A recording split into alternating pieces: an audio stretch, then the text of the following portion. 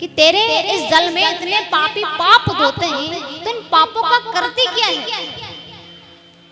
गंगा मैया ने कहा कि मैं इन पापों का कुछ नहीं करती हूँ।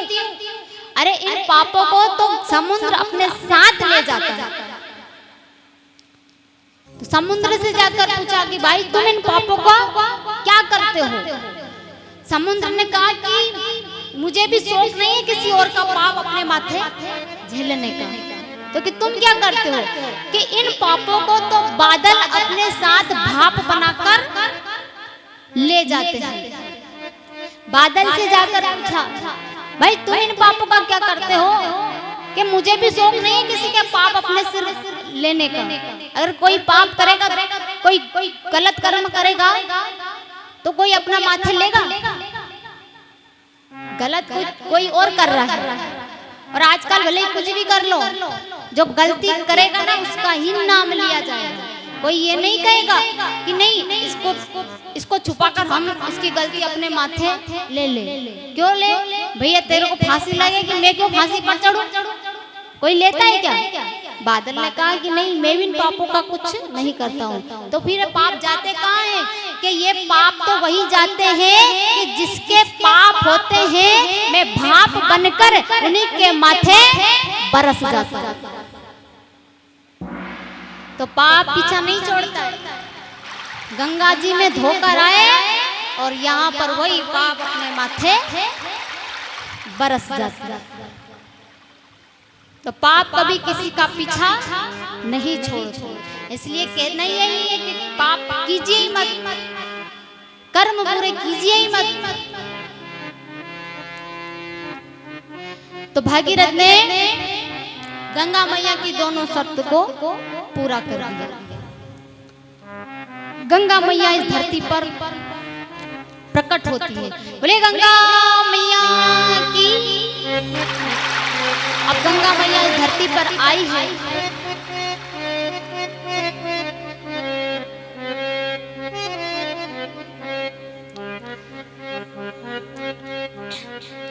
अब गंगा मैया इस धरती पर आई है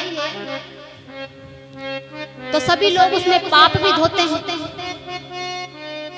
सभी भक्त उसमें पाप धोते हैं। तो गंगा मैया क्या कहती है? मानो तो मैं गंगा माँ हूँ, ना मानो तो बहता पानी। और गंगा मैया कह रही है कि अगर मुझे माँ मानोगे तो मैं माँ हूँ, वरना मैं तो बहता हुआ पानी। तो गंगा मैया कह रही है मानो तो मैं गंगा माँ हूँ, ना मानो तो बहता पानी। मानो तो मैं गंगा माँ हूँ, ना मानो तो बहता पानी। मानो तो मैं गंगा माँ हूँ, ना मानो तो बहता पानी। मानो तो मैं गंगा माँ हूँ, ना मानो तो बहता पानी। जो स्वर्ग नदी धरती को,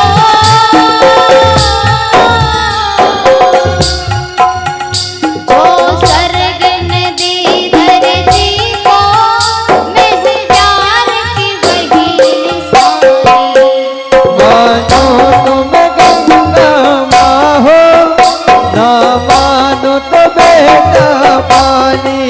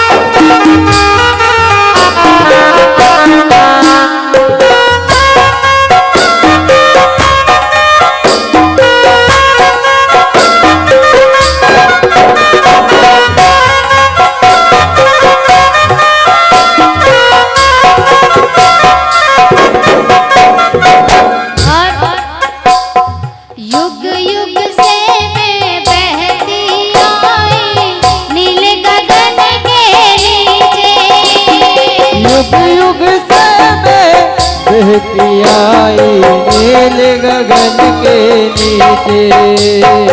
युग युग से मैं बहती आई नील गगन के नीचे।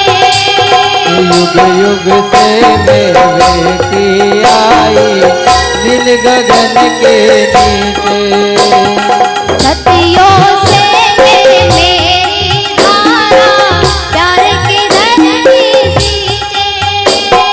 सदियों से मेरी धारा प्यार की धरती सींचे। मेरी लहर लहर में लिखी है, मेरी लहर लहर में लिखी है इस देश की अमर कहानी। माँ हूँ तो मैं गंगा, माँ हूँ ना मानो तो बहता पानी।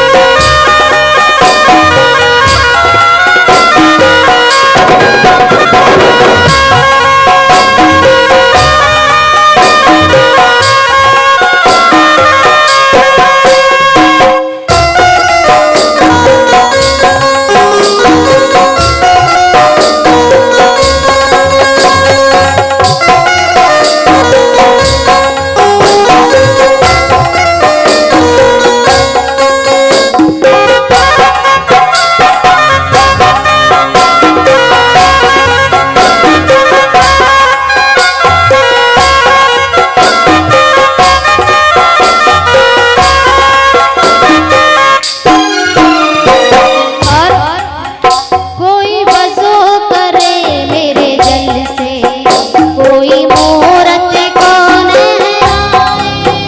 कोई वजब करे मेरे जल से, कोई वजब कोई वज़ा करे मेरे जल से, कोई मूरत को नहलाए। कोई वजब करे मेरे जल से, कोई मूरत को नहलाए। कहीं मोची चमड़े धोए, कहीं पंडित प्यास बुझाए। कई मोची कपड़े धोए, कई पंडित प्यास बुझाए। ये जात धर्म के झगड़े,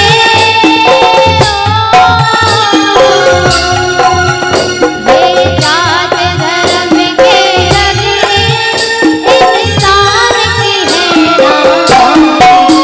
मानो तुम गंगा माँ हो, ना मानो तो बेटा पानी।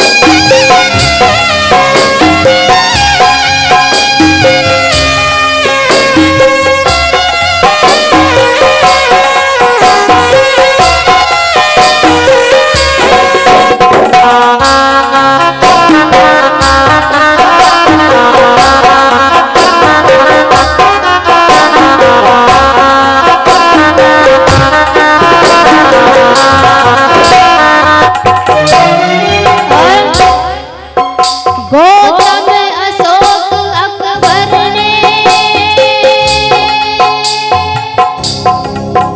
यहाँ प्यार के फूल खिलाए। फूल खिलाए तुलसीदास वीराने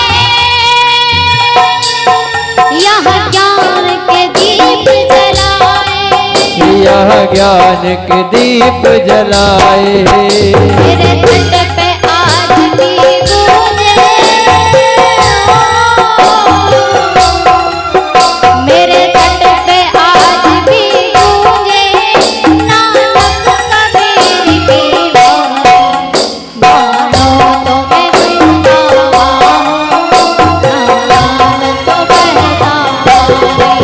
मानो तो मैं गंगा माँ हो, न मानो तो बेटा पानी।